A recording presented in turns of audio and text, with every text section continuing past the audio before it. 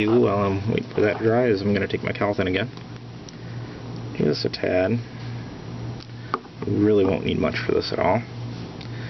I'm just going to go hit these straps that are holding his armor on. Calthin works really well for rust as well, for all you orc players out there.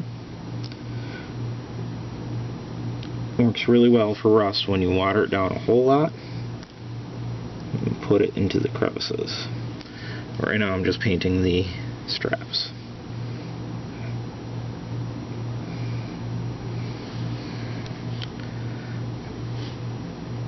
He is actually going in a squad of 30 boys.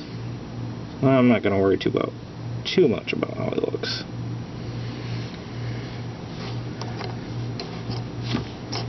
Okay, as a rank and file orc right now, he's definitely playable. You don't have to worry about too much more. Done, right? Well, I'm going to put a little bit more detail on him. Simply because I like my miniatures to pop a little bit more. Okay, next step, I'm taking Mechorite Ride, again from the foundation line. I'm going to paint crest on his helmet red. The Snakebite boys, their colors are red and white. Now notice I didn't worry too much about being neat. That's because if the orcs painted this, rather, they wouldn't care about being neat either. One of the neat things that I like to do for my Snakebite boys too is I put some more paint on their weapons. And orcs like dags, and the other thing they like is like checks and such. Stripes, checks, dags, whatever is easiest for them to paint. So, alright, there is my Snakebite boy so far. Next step I'm going to do is I'm going to throw a little commando khaki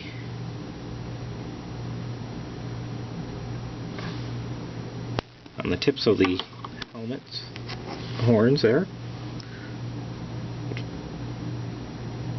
Just kind of ties it all together, makes it look more like horns. Then what I'm going to do is real carefully try to hit some of the teeth. Not going to worry too much about it. Again, rank and file orc.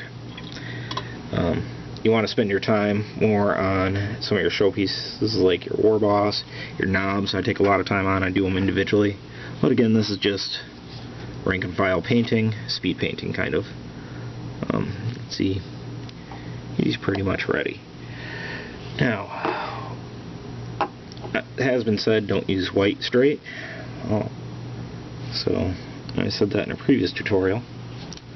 You never want to use straight white, so I'm using a dipped Astronomicon gray, actually, from the foundation line. And I'm going to use a little bit of skull white just to kind of brighten it up just a tad.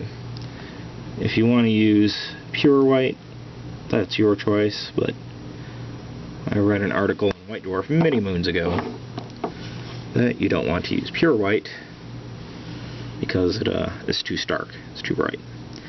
So, one of the things I'm going to do is I'm actually going to paint his helmet white, I think. The way an orc would paint it. Part of the reason for that is to cover up the white from or the yellow rather, from where I goofed up earlier. And part of the other reason is to make it pop a little bit more.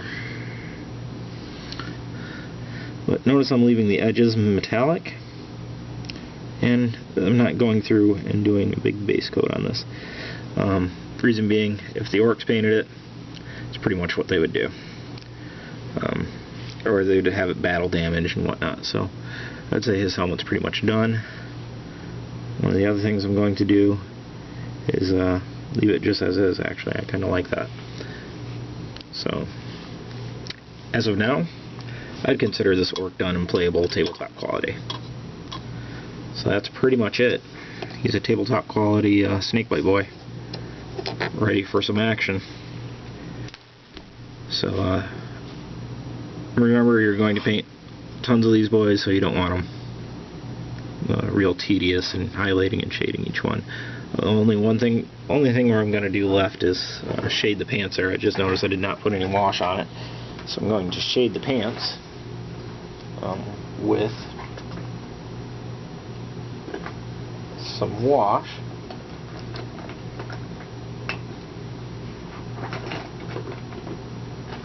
As I'm looking for my wash, because I was not ready. I apologize.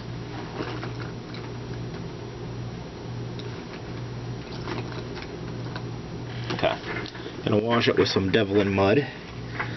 This is a nice dark brown wash. It's really well for rust in some spots or dirt or whatnot. But again, with the wash, I'm painting it straight out of the bottle. You don't want to thin the wash down too much, if at all. You kind of see what it does there on the pants there. Brings out all the little shades.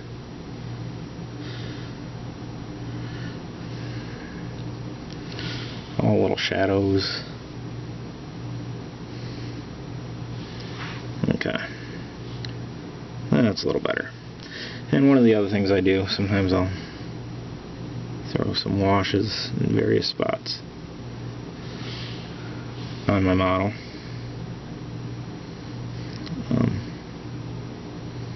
Nice dirty look here.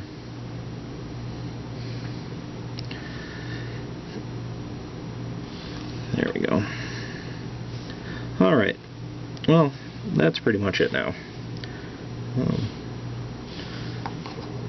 Now if you want to add some more details, absolutely can. Remember I said Calton Brown makes a really nice rust, and I'm going to show you that right now since I'm at it. I'll do a full-blown weathering tutorial next time. I'm going to take some Calton Brown. I'm going to thin this bad boy way out. Like 90% water, almost. Now the trick is here to put it in the crevices. Works really well on guns and such.